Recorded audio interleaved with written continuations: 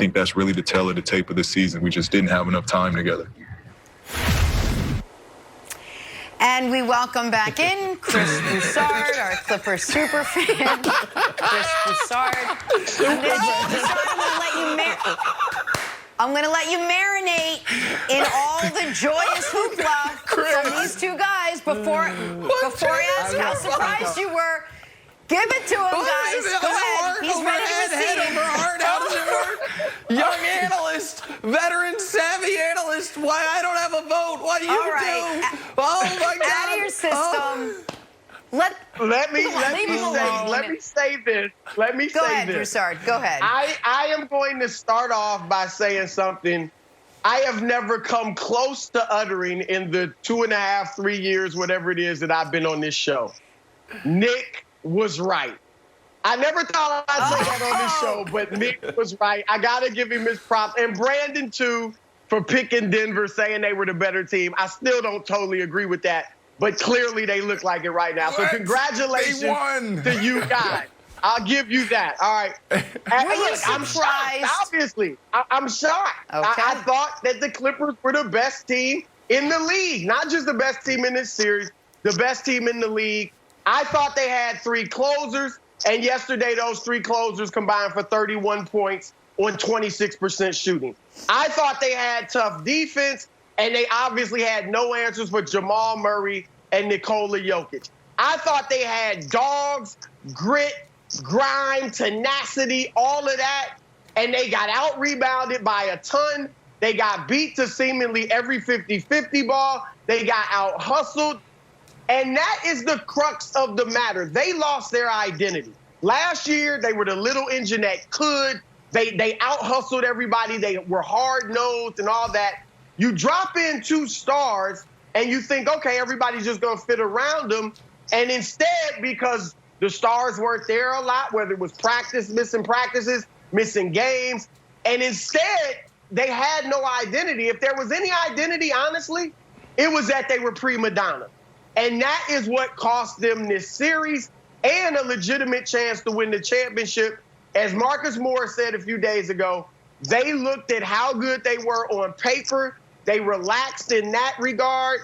And obviously, by the time they really had to wake up, it was too late, and they're going home.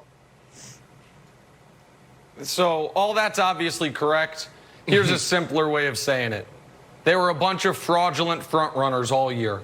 When things were easy, they looked like the best team in basketball. Folks would always, whenever the Clippers went on one of those, they locked down someone on defense for 6 minutes, and Paul George is hitting his patented push-off step-back 3, and Kawhi Leonard is hitting his emotionless 18-footer after emotionless 14-footer. My Twitter mentions just full up, Nick, you scared? Nick, you ready to admit they're the best team in basketball? And the answer all along was no, because you've got to do that, not just for 48 minutes, but for 7 games. And they couldn't be bothered to try. They had this. You don't want to know when I was nervous? I will admit. Down 15 in Game 5 after the Clippers had dominated the series in Games 1 and 4. Games 2 and 3 were pretty damn even. And then they folded. Up 17 were the Clippers late in the midway through the 3rd quarter of Game 6. And the Nuggets punched back once, and the Clippers folded. Last night, up 7, biggest game of the year by a country mile. The Nuggets go on a quick little 8-0 run, and the Clippers folded. Doc wears this, way off P wears this forever because it's long in a line. And Kawhi, listen, folks, we have seen in the last 20 years 3 championship caliber teams blow 3-1 leads. And the superstars for all of those have worn it. But the other 2 lost wilds to other championship caliber teams. The KD and the Thunder blew a 3-1 lead. But at least they did it to the Warriors, who had won a title. The Warriors and Steph blew a 3-1 lead. But at least they did it to the greatest player of all time.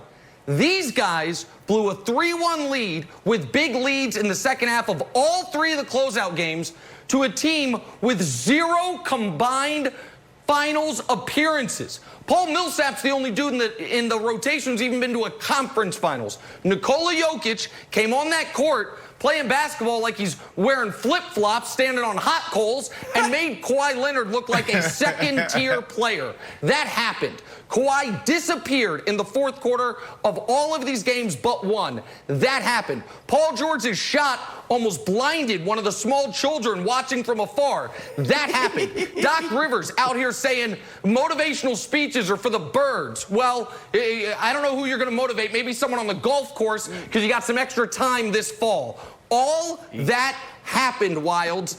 And Nick, you know this what else is something happened? Yeah, tell me, Brandon.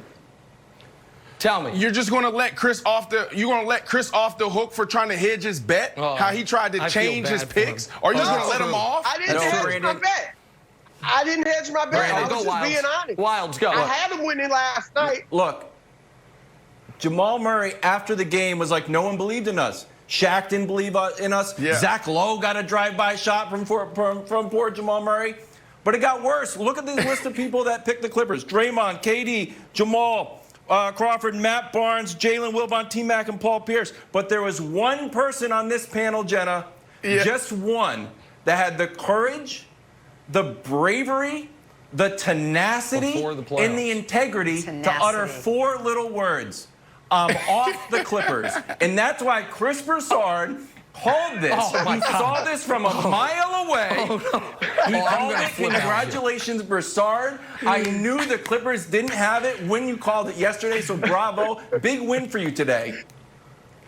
I'm glad you of all the people on this panel recognized it, Wilds. I had the guts to come out and say it. But look, let me say this, because obviously Nick is taking major shots at Kawhi, and that's fair because Kawhi just didn't deliver.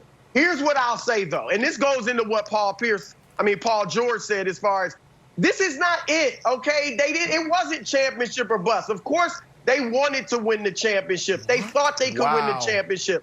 But this team is together. They're going to lose Montrezl Harrell, perhaps, and Marcus Morris. But they'll be back. They'll be humbled. They'll be motivated. I doubt you'll see as much load management, and they will be the better team for it. But here's what I say. Kawhi Leonard, he faded. Hold on, Kawhi faded, right? We've seen who's had moments like this. Magic Johnson, tragic in 1984.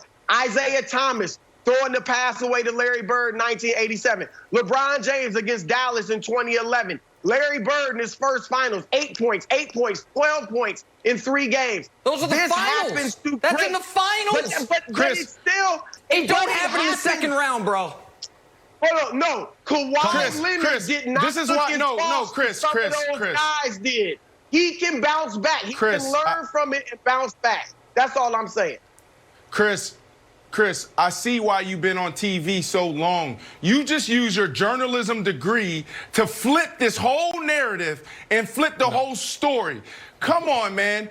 What Paul George said in his press conference after game was ridiculous. That is not the mindset you want from your superstar player. A guy that left one team and went to another team and came to another team for a championship. When is the best time to win a championship? Look in the basketball. Look in the basketball world right now. Golden State Warriors, they're depleted. The LA Lakers, they're in the same boat as the Clippers. This is their first year together. AD's first year there. And then when you go to the East, everybody is saying, and you probably one of these guys too, I can probably pull it out of the archives. Oh, the East is so weak. So when is the best time to win a championship? No, of course. I know they wanted to win it this year. I agree with you there. But you guys are acting